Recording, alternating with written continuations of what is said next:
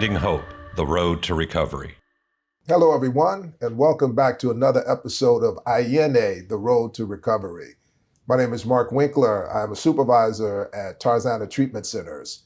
And today I'm very excited because we have a special guest, and his name is Tyler Danna. I recently shared space with Tyler at Los Angeles Comic-Con, where we talked about a powerful comic that he has created that is addressing the crisis, the fentanyl crisis. And so today we're going to dive into that a little bit deeper and talk to Tyler about his motivations behind the comic book, some of the impact, and what's next for the comic book. But right now, I would like to introduce Tyler Danna. Tyler, welcome to Ayeneh. Thank you. It's really great to be here. Thanks to you, I have seen several episodes of this program, and it's been really fun to see the sharing that people do, either sharing deeply personal experiences or really valuable information in approaching the epidemic, or valuable information just in terms of the science behind a lot of the stuff that you all are doing. And I'm here to talk about a comic book. Well, like I said at the LA Comic-Con, there is multiple ways to approach a subject matter, right? And I believe that when you're especially with youth, right? So when you're dealing with youth, it's really hard to really get through about the importance of things. So if we can put something in front of them that can... It's not a cell phone. It's not a cell phone. Sorry, I shouldn't even... A smartphone. Sorry, I'm not that old. You dated yourself a little bit, but that's okay. So before we dive into that, just want to talk a little bit about you. You're an educator. You've taught at LAUSD as well. You are now teaching at UCLA Extension. How was that? How was that teaching experience? Oh boy. Well, I had a great opportunity to be brought into that, to LAUSD for a very small period of time. Okay. And I've been teaching college for a very long time. Okay. It turns out the math is a little shocking, but I was talking about coming up on the 18-year mark, but it's actually been since 2006. Okay. So I do that currently at UCLA Extension, which is a college level program. I've been doing that since 2018. And that's incredibly rewarding. And a big difference, right? Yeah. Between the two. But certainly getting to see a very small insight into what goes on in the school system, the LAUSD school system, and just,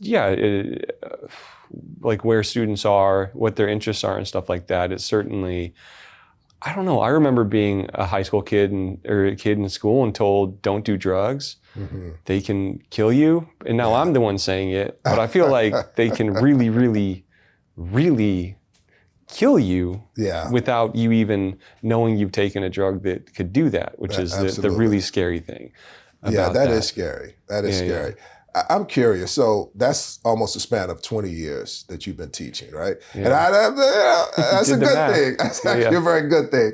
So in this span of 20 years, Tyler, what sort of differences in the students have you that you perceive? Oh, geez.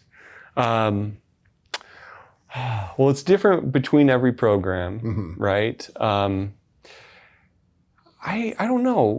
Do you mean difference between the age groups? Or? Well, not necessarily age groups, but just in terms of a desire to learn, focus, just in the classroom experience itself. I feel like at the college level, it's been pretty consistent. Okay. There's a little bit of, kind of potential concern for the stuff I do with use of AI to think for you, to do assignments for you. That's never good because you're not building those essential blocks that you need. Like if I had a way to only edit the college papers I had to write, I never ever would have written one. Right now I'd be much worse off for it, not struggling through that stuff. Absolutely. So I try to encourage students, it's a safe space, make mistakes, do bad posts. It's fine, that's how you learn to do the good ones. And then obviously what do you call it? The K through 12 level, it seems much more kind of exacerbated in terms of a concern. I guess, sorry, I don't really know how to answer. No, you did. I mean, I'm the AI question for me is one that I'm really concerned about because I see increasingly more and more students are sort of pulling away from their creative self. Right? Yeah. And that really scares me. And as a creative, we're going to segue now because we're not talking to Tyler the teacher, we're talking to Tyler the creator, right? I got to be careful with that branding. Right. Yeah. No, but I Googled it. we're talking to this guy, Tyler, who created this unique comic book that I love, Narcan Man. Yeah, Narc Man. What inspired that? What's the origin story of this? Yeah, well, in case you want to retake, it's Narc Man. Narc Man. Okay. Which I think is important. So we'll do that. There we go. Yeah. So we are talking to the creative side of you at this moment, right? And so, Narc Man. Mm-hmm. What inspired that? What was the origin story of Narc Man?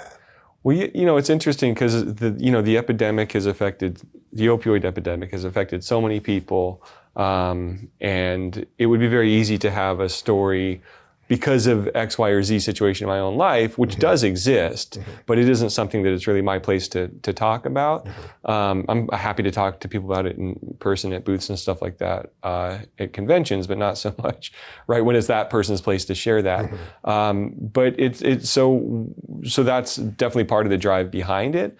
But it really started as sort of a joke.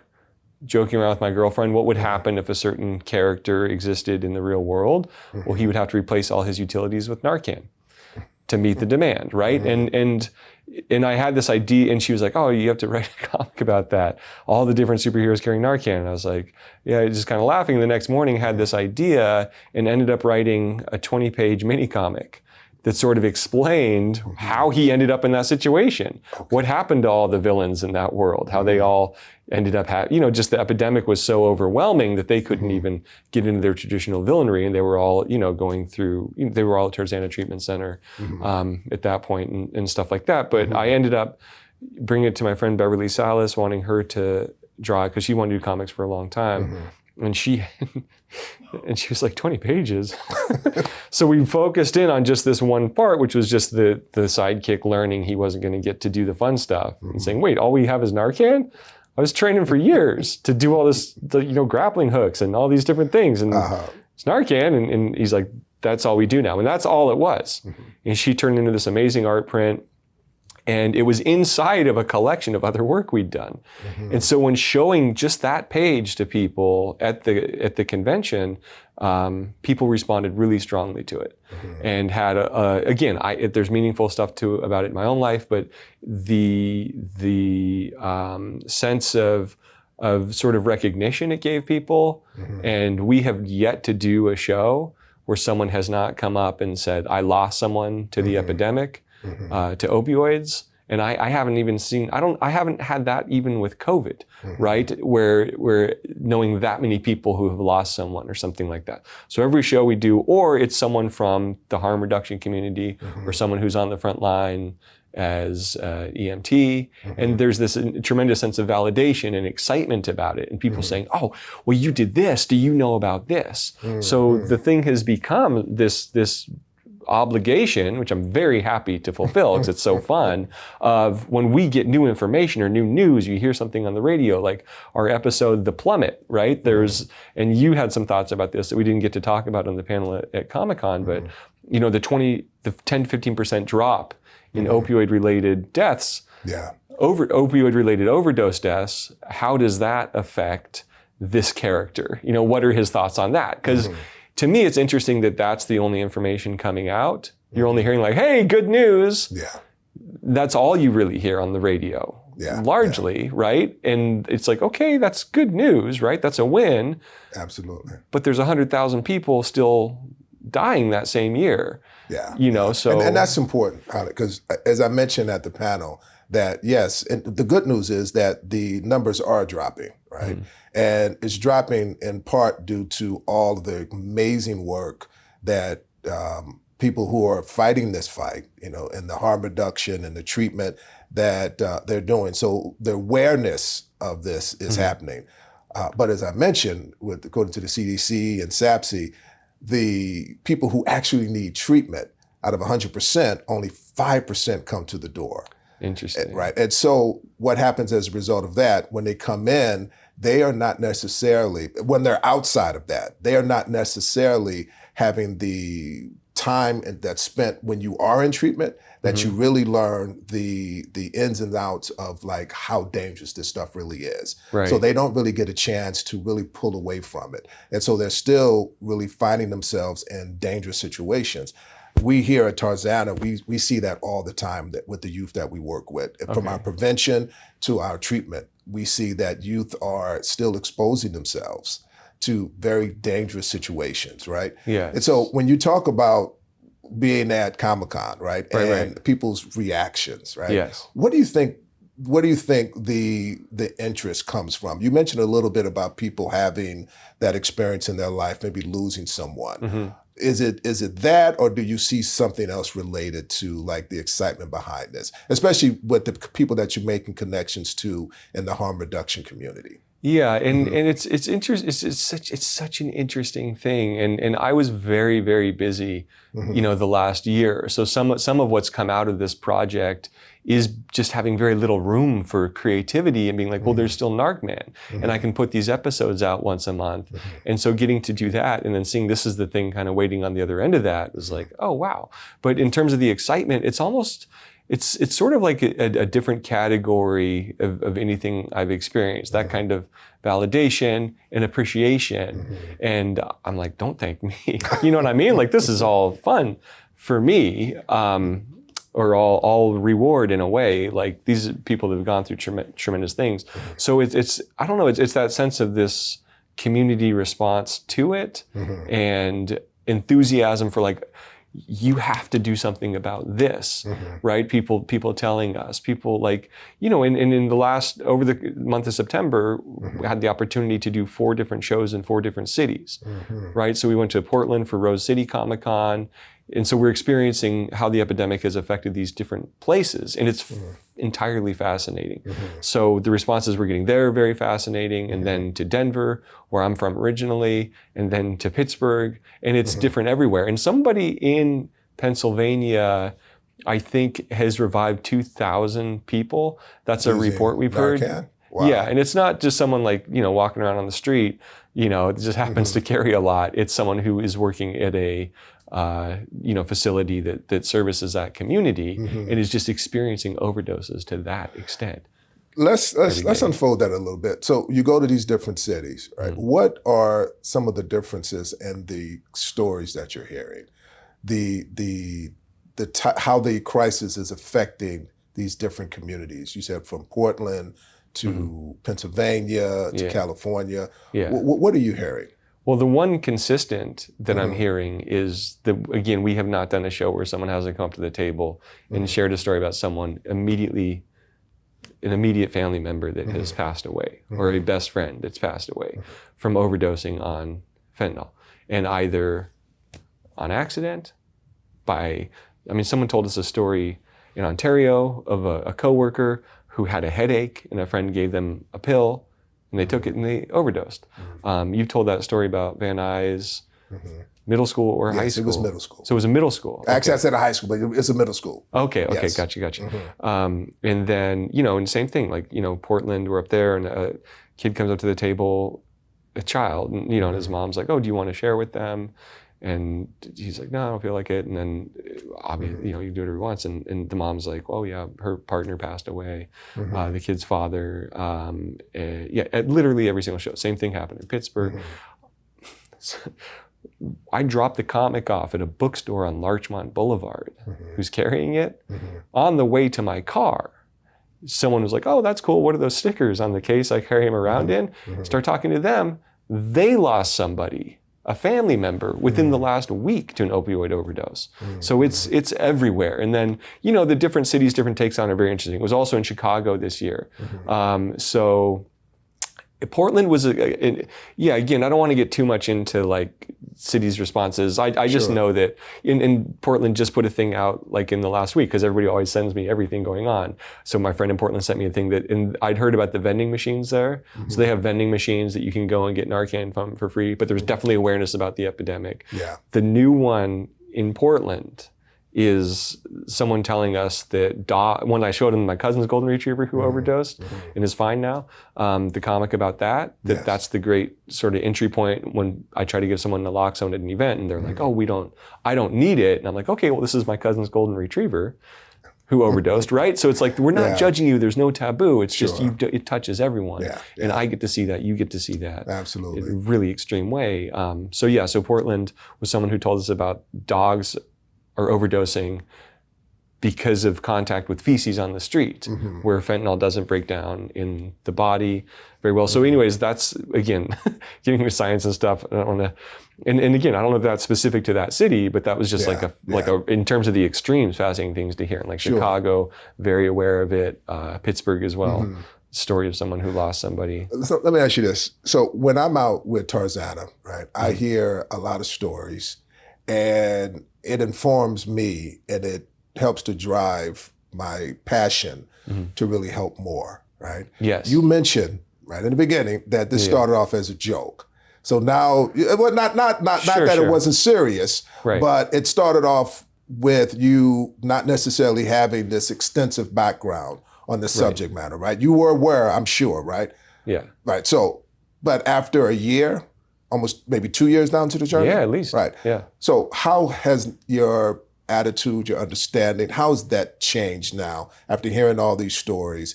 Has it become a crusade for you, or it's not necessarily on that level, but where are you at right now? Well, and I know those are my own words that started as a joke. It started as me joking around. It's kind of like gallows humor.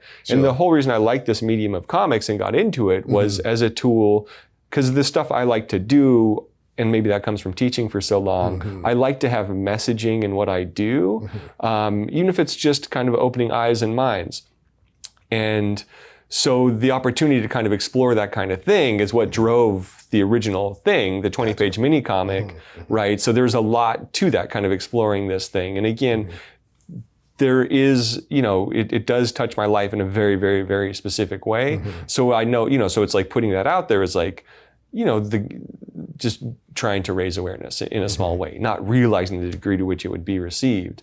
And the way that journey has played out is I still haven't gotten to do the original 20-page mini comic because of the stories we've been bombarded with at events and things going on in the news and updates where it's like constantly trying to stay on top of what's going on. And we have our original collection from last year, and then we have the new collection we're going to put together at the end of this year with all the stuff that we did this year. And there's many, many, many more written. So that's kind of like, it's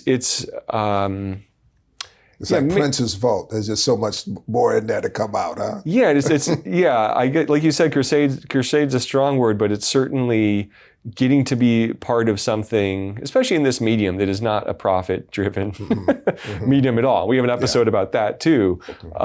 Is getting to not only do something that raises awareness for this, but also underneath it is first and foremost like a really entertaining story that's fun to tell, because these characters have an inherent conflict, right? There's the sidekick who, and you may have encountered this, and I'm assuming, equal amount of time of service to the community, which thank you for that. Like, it's incredible what you do and your outlook and presence, and getting to interact with yourself and Tim at being alive. It's incredible just the outlook you guys have, and you see something like this and it's like, okay, I know where that fits.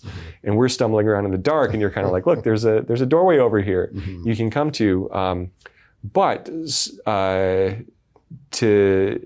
Sorry, I kind of trailed off. No, I get what you said. So when I'm in the school systems, you know, when we go out there at Tarzana, we are probably in like 20 different LAUSD schools, non-LAUSD schools. We're in Glendale Unified School District. We just got a contract to go into LAUSD for treatment, right? Oh, interesting. So we encounter a lot of youth, right? And it's hard to get messaging across, right? Because one, they're bombarded with information, so it's really difficult to come at different angles where you're going to capture their attention. For me, Narc Man really is a valuable tool in that sense. There may be some, though, who say, well, it's people going to look at it as just a comic book and it's just it's a using your word again, but not necessarily it's a joke to you, but sure. the kids won't, they won't get the message. And, I disagree. What do you feel about that? Well, what's really interesting to me is the way that I came in contact with fentanyl. And this is fascinating. And I was just looking this up yesterday because I knew we were going to do this, was when a person in my life, had what should have been should not be alive. They had so much of that drug in their system. When we found out that's what it was, both me and another person close to me were like, fentanyl. And we were both like, that's that stuff on Euphoria, right? The HBO show, right? Yes. And this is season 1, episode 2, I found out yesterday. That's 2019, right? Yeah. And that's why we knew. That's before the pandemic. Exactly. But it was through entertainment that we had learned what this thing was, right? Which is really interesting. It's a way to reach people. And there's another HBO show on right now that is using fentanyl, it seems like, as a plot device. That's not taking any opportunity whatsoever to be like, by the way, this is super deadly. It's just like, what is this drug worth in terms of the motivation for our characters, whatever. And it's like, what are you guys doing? Like, you're carrying this bomb around of pure fentanyl. And I just showed you a comic that came out Tuesday where we have a superhero character encountering something, a powder, right? An unknown powder, and says, oh, is this a narcotoxin? And finds out by doing what? Tasting it. And what's that messaging? That's I feel like a huge opportunity to at least make people aware of test strips and stuff like that. So I think entertainment, it's there. So for people where it's like, and that's kind of the thing with this. Like, I could show you there's a lot of ways to use comics. We've seen it done all the time, explicitly with the intention of spreading information, right? And you've read those. If you've used Narcan or naloxone, which is the generic form of Narcan, and that's why we always refer to it as naloxone in our comic, there's a comic strip on the side of it telling you how to use it, right? Not a Bazooka Joe comic, but you see that everywhere, right? Using whatever it is, how to do a COVID test, whatever. The medical information is communicated frequently. It's a very valuable tool for communicating information, but I don't think a high school kid is going to pick up a copy of like the latest how-to guide and read it. So this has been part 1 of this very exciting conversation with Tyler Danna. Hold tight for part 2 with Ayeneh, The Road to Recovery. We'll be back in a second. Thank you.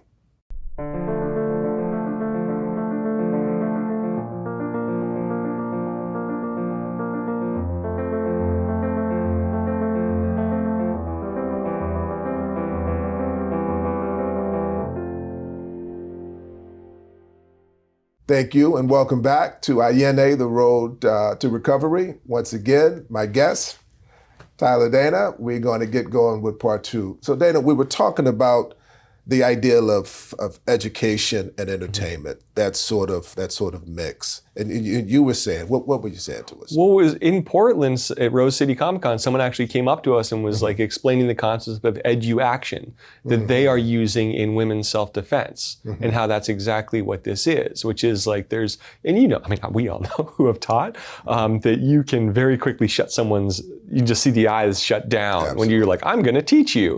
Right? But then we were talking about the example of like different TV programs and stuff where we've learned about the opioid crisis. I mean, probably that's not how you're learning about it. But so the idea that we have this thing that is genuinely, to me, entertaining to tell the story, that the reaction from people is like, oh, that's funny. And actually, you know what? It means something because of this. It's a really unique, rare opportunity. And I think it is only because of how absolutely out of control the epidemic is. And it goes in so many directions. It goes into policy-making realms. It goes like, why is it only happening here? It goes into history, right? This isn't new, the opioid epidemic. So we get to address that through our sidekick's origin story. His parents overdosed, during the Sackler era, right? They're victims of that. So it's like, well, this is clearly a recurring thing. It also goes into how different communities are exposed to it, right? So we had someone that was insistent we make an episode about how the indigenous communities have been at the start of this targeted by pharmaceutical distribution in terms of an asinine excess of overdoses. And it's based on this Washington Post article. And we have an artist finally that's going to do that one for us. And then, and we're going to, maybe we'll be exploring the prison system soon. There's just so many. No, but I love that. I love the way you guys go into all of these different spaces and you don't shy away from it, which is cool.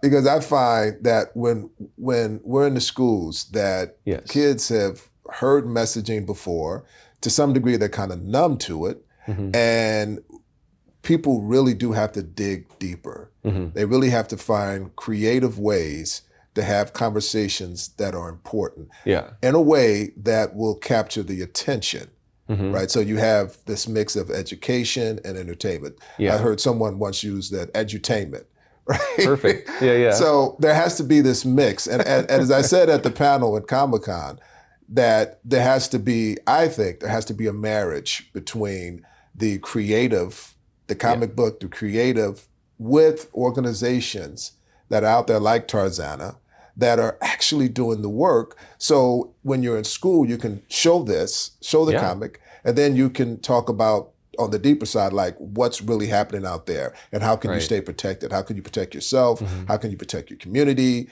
And I think that will really elevate the understanding. What do you think about that? Yeah, I think that's absolutely a perfect ideal, right? And the direction to aim in with this. And for us, it's very interesting from a creative perspective, and it is a specific thing to comics because comics are periodical. You can make them very quickly. You're not responsible to giant entities. It's just like, this is how we're feeling, so this is what we put down. And to firsthand get to experience that response and to ride this incredible wave of response to it and know, like, anyone who's in the comics game will tell you those shows can be very rough, right? And everyone's not always leaving with their shirt on. But if we're in there, and at LACC, we broke our personal record thanks to being alive and gave out 288 canisters of naloxone. That's amazing. Spray canisters. Yeah. 6 cases, and I had 2, which was our old record that I brought. Actually, I had 3 because I knew we were doing the panel. Tim showed up with 3 more cases. I love and left him. I was like, can we do this? And a big thing I did learn on that lesson if you want to quickly go back to that, of the different cities, was me trying to source naloxone there. And we can talk about that in a minute. But yeah, so at Los Angeles Comic-Con, we gave out 288, and it wasn't just casually like, hey, take this. What started to happen in Portland was, I was like, if we sit back and see who this connects with, people that know what it is, and they have that sense of validation and like, oh, thank you for putting this out there. And I'm grateful to everyone way before me, because this is, again, like a rewarding, fun thing to get to do. Far more grateful to people like yourself and the treatment center and the different harm reduction organizations than us that are like, hey, look, we drew Godzilla getting overdosed. So, sorry, I keep rambling. But let me ask you this. Yeah. How many cases would you say you've given out over, in all these different cities? So this is how this came about. Was we started out, we just had the story. That was it. At the library, I was like, oh, you guys give out naloxone? Could I have some? And took it to WonderCon, right? And gave out like 4 or 5, because that's what I had. And I was like, oh, that was pretty cool. And some lady's like, oh, you'll just give us this? I was like, yeah, why not? I got it at the library. Go check them out. Happened to be walking around my neighborhood and see the Being Alive storefront. They have a naloxone thing. I go in, and they were like rapturous about the comic. They were like, this is so cool. And that's what drives us, right? When the people that are like just feeling recognized, right? For the work that you guys are doing. So it was like, cool. And that immediately influenced our episode where we start sharing the taboos and value around the injectable version of naloxone.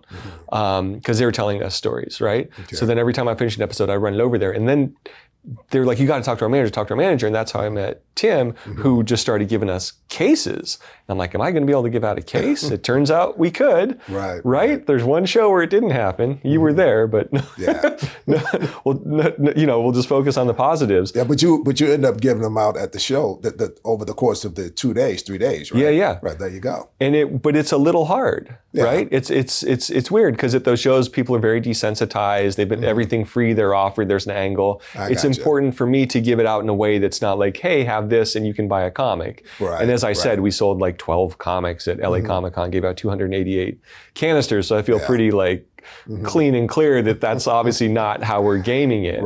And again, I have experience talking to people and you know what I mean? So it's not, and I'm very good at not promoting my own goods. So. I got you. When you're giving them out, I'm curious. So when you're giving out the cases, how many people actually know about it? How many people ask you what it is? What percentage would you say? And I'm just talking like all the cities that you go through. So most of the people that we give them to are people that it's easiest to give them to, are people that know what it is. And they're like, wait, really? Like I can have that? And it's like, yep, and that's it. There will be people that come up with a certain intent, and those are rewarding where you get to kind of explain what the whole thing is. And there's a lot of kind of walking away from the table with like the canister, like, okay, I guess I'll take it. Like that won't hurt. And it's like, right, it won't. Like this is the golden retriever. So different cities, the response is pretty equivalent, I would say, across all of them. Sourcing it is different. I didn't realize how spoiled I was with the being alive hookup. And they're paying for that too, right? Like the city is funding that. I've now met some of the politicians involved in it, and they're like, oh, so what do each one of these cost? So, but the money is spent on the thing. And I thought we weren't good at giving them out. Right? And then I got to go out to be part of the Safer WeHo Coalition, where we were just giving them out on the street. Right? And I made a free version of the comic, was like, hey, here you go. Like maybe this will get you. And it worked, right? It's like, you want to see a comic? And then they come over, it's like, here's Narcan or naloxone. And I realized how hard it was, right? Without being at the comic, without being a space you wouldn't expect it. It's just as hard at a comic show as it is outside bars, right? So it made me feel like, okay, so we are, whatever they saw in the potential of this, like it is, we're pretty on brand. But so sourcing it in different cities. Chicago was really interesting because we had a contact there, and then someone at the show was actually like, oh, I can get you some, right? They worked in harm reduction. They didn't succeed in it. Portland, I smuggled it there because I was very behind, didn't smuggle, but I brought like 98 from West Hollywood and gave them all out. And Denver, I got some, right? And family member of mine picked it up, right? Because they were local there, and calls me and is like, okay, so it's 325. And I'm like, what are you talking about? Like, that's so many. And it turned out they had given us, and I said very clearly, and the person who connected it was like, oh, Zine Fest? Like, we love that. I love Zine Fest. That's awesome. We'd be happy to give it out. The festival, I like to ask, was like, please, please, please distribute naloxone. It was 325 vials and 100 clean needles. Oh. So it was like, I don't think we're, we'll have it just in case you make that connection with someone who has that specific need and it's clear, but we're not putting needles on the table. Well, that shows me that when you talk about the harm reduction community, how eager they are to partner and to get this, you get the tools out there, right? So, because when we deal a lot with, the law enforcement, we've, as a prevention at Tarzana, we've gone into at least 6 different police departments, and we taught, prevention to their cadets. We do a lot of work with parents, right, trying to educate them. Do you see in those communities an opportunity for Narc to be a tool to help? Yeah, I mean, and I can show you the example. My favorite, I feel like one of the strongest example we have from this thing is the way I think this project operates at its strongest. And I could go through any of these and they're great. And like the one that Elaine Page did is based on a friend of hers who's a funeral director. And the majority of death certificates they signed say death by fentanyl overdose. So that became kind of the jumping off point that turns into the sidekick learning about the injectable version. But this one is called Rise of the Meta Beast. Okay. So you apply your own metaphor to what it means. And essentially the sidekick, as always, wishing he could do something else, anything besides this epidemic, and then here's stomping, crashing. All right, finally something new. And what is it? It's this gigantic kaiju. And this is because the artist, Ricardo Antonio, I was like, what would you like to do in this style? He's like, oh, I've always wanted to do a kaiju. And I was like, okay, whatever. It'll be a fun, like, attention-getting thing, right, to have this cover. But then it suddenly, at some point, it dawned on me, what a wonderful way to show how potent fentanyl really is. So in writing it, we have a character who decides, I'm going to stop this problem with opioids. Maybe you've heard of something like that before. I don't know. But then the question becomes, well, how much is it going to take to overdose a kaiju? So my favorite thing is when I get to see people reading this, every time they go, oh my God, it's only 5 grains of salt worth can kill a person, right? And so in this whole thing, there's that little piece that's just really shows how potent it is. And then the rest of it's, you know, the fun of you know, an overdosed kaiju and stuff. He doesn't get revived, does he? We don't use the... Oh, no. Well, that's the other thing is this other wonderful artist, I hate to do spoilers, named Trina Dasgupta, who I started everything with, drew a cover. And these are fellas that, you know... I love that. Now they have a Narc mobile. Yeah, no, I love this. I love this, Tyler, because as I think about, you know, and I'm just seeing all the little faces, right, that we deal with in the schools.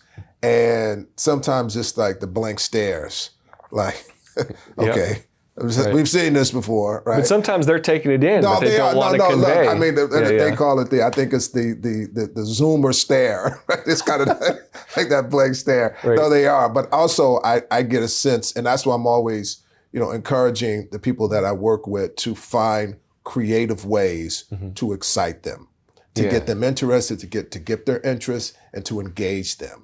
Right. Okay. And because if you don't, you're just going to be speaking a lot of words. And when they leave, they may, unless they have some sort of personal interest in it, unless they've lost someone. Right. And many people are starting to do that. But even still, they're still being desensitized to it. Yeah. But if you can have this, what do you call it, a kaiju?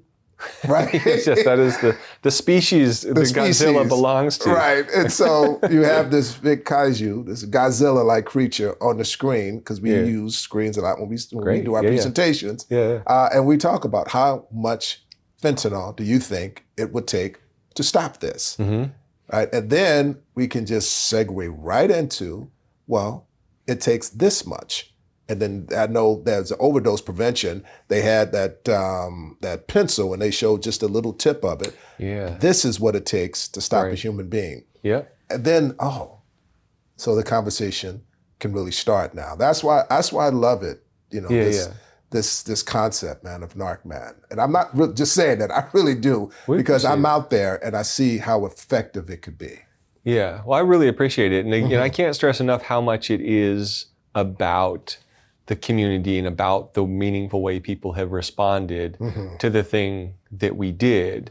You know, it's almost like we put the suit on, right? And then suddenly it's like, all right, now, and everything, as you've heard, like everything that comes up involving the epidemic gets sent to me. And it was so cool to sit with the artists too on that panel, because I think that's such a huge part of it is like the incredible people I get to partner with on this thing, you know, and everyone's coming at it with good intentions. But just the way that they were like learning about the epidemic, it's strange to me how, given how exploited it is for attention, let's say, how little is known about it, right? And people are just like, you know, you hear about these overdoses on drugs that aren't opioids, but it's the opioids that are in those drugs that are doing it. And it just seems like just awareness alone, you know, could be a very valuable tool. So absolutely it is. And that's the thing I always say about just this subject matter and about organizations like Tarzana Treatment Centers that's out there doing the work. It's not as if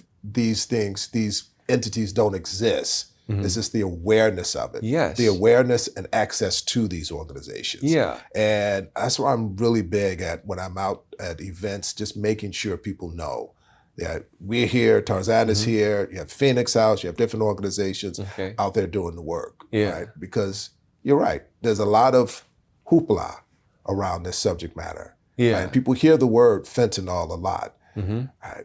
But when you get inundated with that sort of thing, it becomes like, oh, okay, I heard of that before. Yeah. But until you actually really know the dangers of it, when you actually really know the amount that it could really affect you, how it could affect you, how it could, tear asunder a family, then it's a different conversation. Oh, right? yeah. And so when you can package that Right. in a comic book, and I have, of course, my affinity is with youth, right? So I'm always Right. thinking about how can we reach this generation that is now just inundated with information.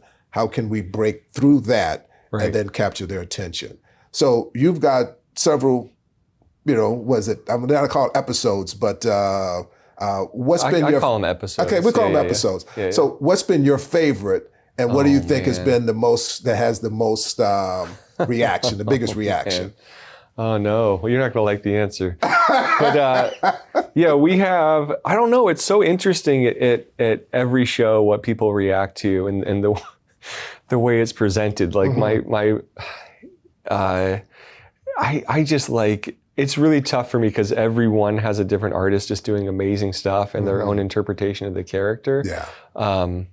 But yeah, so I can't choose a favorite. I just think it's just fascinating to see the different ways people connect with them. Like I really, in terms of like maybe here's my favorite one, Mark. Okay. So this is when we went out and did the pop-up for Being Alive in the Safe WeHo Coalition. I just took a snippet from different episodes that everyone worked on that were the actual information, right? Where there was that information. This is kind of like, this is our like distilled 5 grains of information that we hide in the episodes, where it is the actionable, actual stuff. Well, and message. Yeah, this one's pure, no fun here, just all, no, but it's, yeah, so I think that idea, and then like I have one that's entirely about people exploiting crises for financial gain. That I don't think, maybe that raises awareness. There's a certain community that's going to respond to that and that artist, right? Sure. And the different artists as well have different kind of followings and draws. So getting to kind of find those different communities, and then just the different ways every single person experiences grief differerly. Absolutely. And every single person's experiencing this epidemic. So like the young woman 2 days ago that I met, not at a comic booth, at their own somewhere, on Larchmont. There's a lot of booths there. So I'm not sharing anything too specific, but that person was like, their biggest thing was like, where do I put this grief? Just like, how do you, something that's that sudden and that immediate. So it's like. Well, grief is a relatable subject matter. Right. It cuts across, race, gender, age. And so when you're writing a comic book like this, I would assume that you don't necessarily have to worry so much about, is this going to be relatable?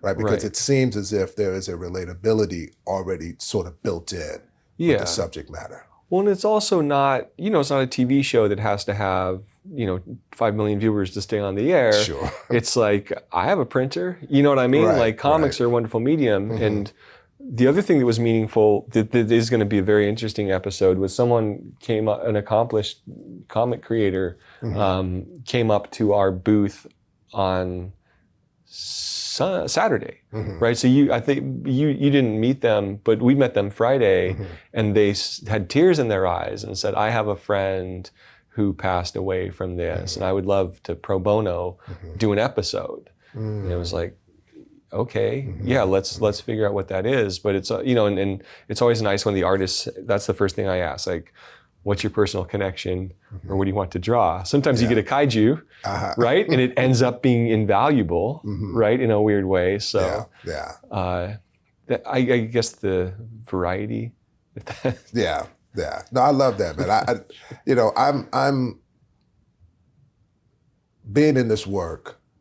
I think that people have to be willing to be open to new ways, and not necessarily new, because it's not as if entertainment hasn't been used to connect with people. Right. As I mentioned at the panel, I mean, from when we were young, Sesame Street, Electric Company, Zoom, Barney, and all of these, they were entertaining, but they sent out a message of learning and education.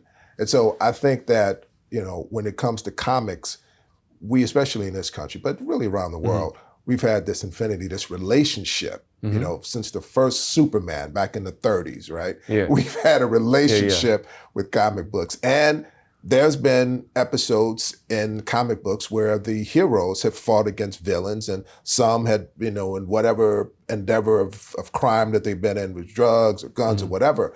So for me, it's when you put out Narc Man, when you put that out into the atmosphere, it's exciting to me because it's sort of landing on a already established sort of precedence of people being open to receiving information through this medium. Yeah. And so what's next, man? Where do you hope to go with this, and what sort of relationships do you want to build with this? What's next for Narc Man? The fact it's a hero-based thing also plays with the fun idea of like there's real heroes every day on the street doing this. They don't have masks on, so someone who's actually kind of in their lane. Were you pointing to me as a hero? I was offering it. If you wish to, I accept that. If you wish to pick up the sword, it's offered. And so that's a fun thing about it too, is like that kind of playing with that concept of like who the real heroes are. And getting to do harm reduction and relief work and stuff. Next for Narc Man is we. Currently, the current collection that I was showing of all of last year's work is available through my shop. So you can order one. My Instagram is TDS Cafe or TD Sequentials. So it's TDIOUS Cafe, where we brew up all kinds of comics and stuff. And you can find everything through that. And then at the end of this year, we're going to put together this new collection that has the ones we've been talking about as well. And really just kind of using this wonderful infrastructure of the comic industry to kind of use local comic shops and bookshops and stuff to get the work out there on the ground level, while also exploring options to get it to a much bigger audience that needs it very well. So I think there's so many stories written, so many that are being done, and we'll continue collecting these things every year. There's a big event with the death of Narc Man that's approaching. Just always fun to have fun within the comic world. You can guess how. Right. So just keep it going, keep building it, and finding places where we can share this work and have people share their reactions and keep feeling it. And hopefully it becomes something that has nothing to do with the opioid epidemic at some point, because we get away from that and get past it and get the awareness out there, and Narc Man becomes something else entirely. So evolution. I love that. And I really, I love the work that you're doing. I think you guys are heroes.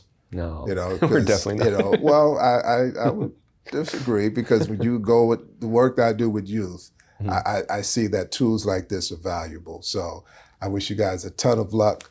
I'm excited to see where this goes next. I know we're going to continue doing collaboration. And can't wait. So thank you, Tyler, for sharing the space with us and telling us all about Narc Man. And we wish you the best of luck. Thank you, Mark. And thank you for everything you do, and another wave of, of optimism and enthusiasm for this project. Now we can't stop. We can't stop. We won't stop. It's an amazing project. We want to thank Tyler for joining us today here at Ayeneh, The Road to Recovery, and we'll see you next time. Thank you.